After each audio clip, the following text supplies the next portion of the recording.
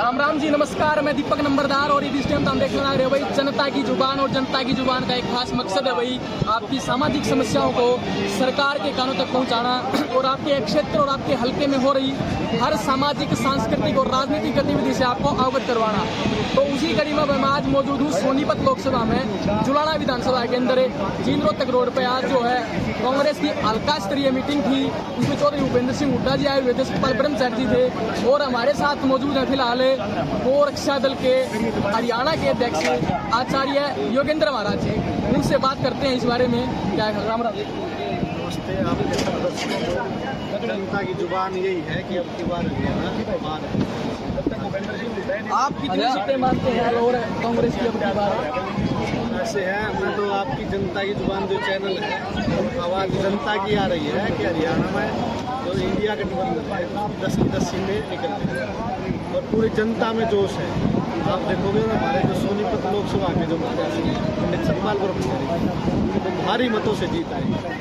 हर घर से आवाज़ निकल रही है और कह रहे कि ऐसे स्वच्छ सभी का व्यक्ति, क्योंकि सोनीपत लोकसभा को तो ऐसा व्यक्ति मिला था, पीछे आपने उसकी घटना देखी और सुनी होगी, तो कोई आदमी नेताओं के तरफ मुँह करके नहीं देखना चाहता। तो ये ऐसी छवि का व्यक्ति है जिसमें जनता में हर व्यक्ति में एक आवाज़ है कि सतपाल ब्रह्मचारी। अच्छा, जेजेपी का कहना है कि भाई सतपाल ब्रह्मचारी को अगर आप बनाते हो तो भाई पब्लिक जो है काम करवाने लिए हरिद्वार जाएगी या दिल्ली जाएगी, कैसे क्या होगा? मैं जेजेपी के कौन व्यक्ति कह रहा है, अमरजीत डांगला जी से पूछना चाहता हूँ कि आप इस देश के काम करने के लिए बनारस जाते हैं या गुजरात में जाते हैं? कहाँ जाते हैं? जब सतपाल ब्रह्मचारी जी यहाँ से बनेंगे तो यहाँ उनके कार्यालय होंगे, यहाँ उनका निवास स्थान है और वो यहाँ के जन्मदात्री है, उनका जन्म यहाँ हुआ है और गांगोली से है जो सोनीपत लोकसभा में आता है। ये बात कहने से पता लगता है कि इस देश से लोगों को प्यार नहीं है। इनको ये पता नहीं है कि देश में रहने वाला नागरिक उसके अधिकार क्या होते हैं और एक नागरिक एक क्षेत्र का नहीं होता, पूरे देश का होता है। जब ये यूँ कह सकते हैं कि हम पूरे देश के हैं, पूरे देश का प्रधानमंत्री है, तो पूरे देश का उस प्रधानमंत्री को बनाने वाला जो सदस्य चुन के जाता है वो पूरे देश का नहीं हो सकता क्या? ये बैकी बात करने लगे हैं। जब गद्दड़ की मौत आती है तो गांव की तरफ भागता है और गांव में कुत्ते मिलते हैं वो पाट देते हैं। तो इसलिए अब ये बैकी बात कर रहे हैं। कोई कह रहा मंगलसूत्र उतार देंगे, बताओ ये क्या कोई बात हुई? कोई कह रहा है स्टोरी कर ले जाएंगे। अरे भाई भले आदमी, आप कितने बड़े नेता हो और आपका तो सीना भी होता है 56 इंच का है, तो ऐसी बात नहीं करनी चाहिए। और अब लहर है कांग्रेस की और हरियाणा में 10 की 10 सीटें चौधरी भूपेंद्र सिंह चारों तरफ कैसा भी होता है। दूसरे निकल गया है कि मतलब भूपेंद्र सिंह हुड्डा है, उसने मैच फिक्सिंग करी है सोनीपत व्यक्ति अपने पुत्र मौके। मैं कैमरामैन से कहूँगा थोड़ा सा आगे ले आओ। हुसैन टोटला ने कहा है कि चौधरी भूपेंद्र सिंह हुड्डा ने मैच फिक्सिंग किया सोनीपत तक सीट पर अपने पुत्र मौके। कोई मैच फिक्सिंग भाई साहब से स्वच्छ छवि के व्यक्ति को हुड्डा साहब लेकर ये अपने गिरेबान में जरूर जाग ले। हुसैन टोटला इसने तो हरियाणा के मंगलसूत्रों को तबाह किया। वो कैसे किया है कि इतनी देश में शराब बेची है, इनको शराब मानी चाहिए कि शराब बेच करके जितने लोगों की एक्सीडेंट में हत्या हुई है वो भारी पाप इनको लगा और इस पाप से कभी मुक्त नहीं हो पाएंगे। तो इसलिए इनको ये देखना चाहिए कि भी आपने देश में, समाज में, आप मुख्यमंत्री ने आपने क्या किया। गली में गांव तो पहले, मतलब गांव तो बाद में आता है और गांव में ठेका गांव से पहले आ जाता है। तो ऐसे ही इनकी संस्कृति है कि ये जो लोग हरियाणा के शराब में लोटपोट रहे और हम राज करते रहे। तो ऐसे राजनीतिक लोगों के लिए हरियाणा में कोई जगह नहीं है और जनता ने आईना दिखा दिया है। गांव में ईंट रोडे पत्थर लगे हैं। अब इनको सोच समझ के तो बोलना चाहिए, अब लोगों से सोच समझ करके माफी मांग लेनी चाहिए।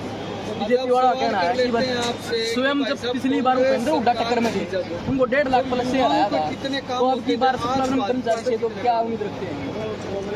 देखिए, हार जीत सबकी होती है, परंतु जनता अपने विचार और समझ से वोट देती है। आज जनता ने ये, जनता में नहीं, हर व्यक्ति को ये होता ही है कि फलाना व्यक्ति काम करेगा। तो 10 साल तक बात आप लोगों ने बात जोड़ी है, तो 10 साल का समय थोड़ा नहीं होता, बहुत लंबा समय है। तो 10 साल में भी जब यहाँ सोनीपत लोकसभा में कुछ नहीं हुआ, तो हरियाणा की सोनीपत लोकसभा की जनता ने मन बना लिया है। हुड्डा साहब को भले ही इतने वोटों से हार हुई हो, लेकिन अब सतपाल ब्रह्मचारी से उसको डबल वोटों से जिताया है। आप किस भी आप पे कह रहे हैं कि भाई 10 की 10 सीटें कैसे भविष्यवाणी कैसे करेगा? मैं तो ये भविष्यवाणी इसलिए कर रहा हूँ, मैंने तो कईयों की भविष्यवाणी की। मैंने तो ये बीजेपी का जो अध्यक्ष है जो बना था नायब सैनी, इसकी भी मैंने भविष्यवाणी की 2 महीने पहले। मैंने कहा मुख्यमंत्री बनेगा, रोपण गया उससे जाके पूछा तो नहीं खाते। और मैंने तो कईयों की भविष्यवाणी की। ये आम आदमी पार्टी के बैठे हैं वीरेंद्र जी मेरे पास में, 1 साल पहले मैं बोला, मैंने कहा ये आपकी आम आदमी पार्टी मैंने कांग्रेस के साथ आई है, पूछ रहा हूँ। बिल्कुल बिल्कुल जायज बोला था ये, बिल्कुल योगेंद्र जी ने सही बोला था।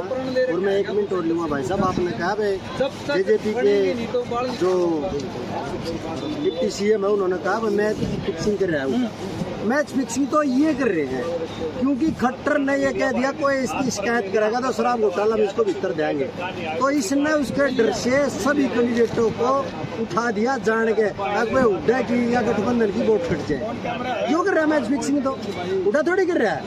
और ये देख लेना, लोग बिल्कुल नहीं भूल रहे हैं। क्या मणिपुर का कांड भूल सकते हैं लोग? क्या किसानों पर बर्बरता इन्होंने लाठियां बरसाई, क्या भूल सकते हैं लोग? किसानों पर, मजदूरों पर, सरपंचों पर लाठियां बरसाई, क्या भूल सकते हैं? सरेआम किसानों पर गोलियां मारी गई, वो भूल सकते हैं लोग? इस वेग पे हम कहते हैं गठबंधन का राज आएगा और लोग इनके गाँव में क्या इनको घर में भी घुस के मारेंगे। आप देख लें ऐसा।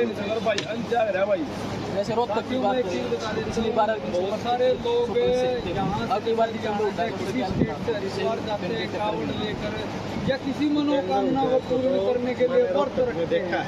सेम वैसे ही रोड शो किया। अगर देखा जाए लोगों में जो लोग यूं कह करके भी माला डाल लेते हैं कि जी बीजेपी का कार्यकर्ता हो लेकिन आपका सम्मान करता है, इससे आप अंदाजा लगा सकते हो कि दीपेंद्र हुड्डा कितनी वोटों से 19वां महीना। मैं एक बात और कहना चाहता हूँ, और देखो मुझे ज्यादा जानकारी नहीं, परंतु ये ईवीएम का रोला छिप जाए इसमें कुछ हो जाए तो पता नहीं, लेकिन दीपेंद्र हुड्डा के बारे लाखों बहुमतों से अच्छा, आप गोरक्षा दल के प्रधान हैं, तो मैं इस वजह से आपसे कि पहले क्या होता था कि जाट नॉन जाट इसलिए करते थे, अदर कास्ट को दूसरी पार्टी अगर बेरोजगारी के बारे में आपका क्या कहना? अब की बार सोनीपत में क्या किया है, ब्राह्मण को कांग्रेस ने दे दिया। ऐसे ही वहाँ किया है कुछ क्षेत्र में, उसने नवीन दिल्ली को किया कि कांग्रेस से साथियों ये थे हमारे साथ एक साथी जिन्होंने छाती के ऊपर दोनों एक ही टैटू छपवा रखे हैं। और इससे क्या भी ऐसे स्टारों के टैटू लगवाते हैं, स्टार बनने के लिए बीजेपी जातिवाद जैसे एक्टरों के फोटो लगवाते हैं।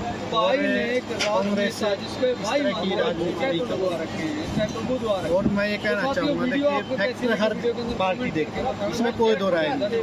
और ये स्वाभाविक है कि यहाँ हमारे भारत में हरियाणा में भी ये व्यवस्था लंबे समय से चलती आ रही है कि ये हमारे पक्ष का आदमी है, हमारी जाति। उस तरह का मोल तो जरूर सभी पार्टियां देखती हैं, परंतु जो जाति पाति को उठाने का काम करती है भारतीय जनता पार्टी कर रही है। और इन्होंने आप देखो कहीं इनका आंदोलन जाटों का उठा दिया, कहीं पंजाब में, गुजरात में उनका मराठों की करवा दी और पटेलों की करवा दी थी गुजरात में। तो ये लोग इस तरह से कूट डालो राज करो की नीति जो अंग्रेजों की थी उस पर चले हुए, तो ये बड़ा एक सवाल और, जैसे आप 10 की 10 सीट कह रहे हो कांग्रेस की, तो बीजेपी वाले के राम मंदिर की क्या वोट मांग लेंगे, 370 की क्या मांग लेंगे, 3 तलाक की क्या मांग लेंगे, कांग्रेस वाले किस मुद्दे पर?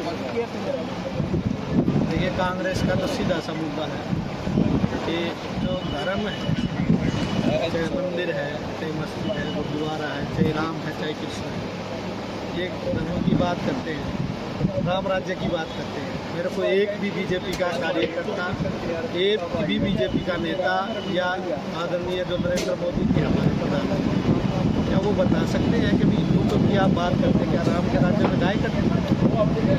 80 से 90 हज़ार गाय आज हर रोज कट रही है। बीज बेचने में भारत नंबर 1 पर नरेंद्र मोदी ले आया है, तो राम राज्य कहाँ से आया? क्या कृष्ण के राज्य में गाय कटती थी? तो राम और कृष्ण की बात करने वाले लोग इनसे तो इनको तो इनको तो मतलब आप ये मानो कि नदी में या जैसा पानी कहीं मिले वहाँ डूब जाना। यदि राम और कृष्ण का नाम लेते हैं, नहीं तो राम और कृष्ण का नाम लेना बंद करना चाहिए। कांग्रेस जो कह रही है वो कह रही है कि जब व्यक्ति बढ़ेगा तो व्यक्ति पढ़ेगा तो बढ़ेगा। व्यक्ति साक्षर होगा वो धर्म को भी जानेगा, वो गाय को भी जानेगा, माता पिता को भी जानेगा। और यहाँ राम और कृष्ण की यदि संस्कृति लानी है तो व्यक्ति को आपको साक्षरता से, शिक्षा से, संस्कारों से आगे करना पड़ेगा। आप उसको रोजगार देना पड़ेगा, उसका पेट भरना पड़ेगा, उसकी भूख मिट रही है नहीं उसको देखना पड़ेगा, या कानून व्यवस्था क्या उसको देखना पड़ेगा। तो कांग्रेसी मुद्दों पर आपकी तरफ से कोई जनता मेरी यार जो जनता की जुबान आपका न्यूज़ चैनल है, मैं आपके चैनल के माध्यम से कहना चाहूँगा भाई, ये आज तक टीवी वाले और AJP ये न्यूज़ जो चैनल है, जी न्यूज़ वाले, ये कुछ नहीं करते। ये तो पैसे लेकर नेताओं के जो भ्रष्ट उनका गुणगान करते हैं। ये बेचारे हमारे साथ गर्मी में बैठे हुए हैं, इनका चैनल सब्सक्राइब करें। और आपसे अपील करते हैं, सतपाल ब्रह्मचारी जी सोनीपत लोकसभा से ऐसे स्वच्छ व्यक्ति के प्रत्याशी हैं, उनको 25 तारीख से उंगली से बटन दबा दे, जिससे इस सोनीपत की जनता की जनता का भला हो। धन्यवाद। कैमरामैन के साथ मैं दीपक नंबरदार, देखते रहिए खबरें तमाम जनता की जुबान।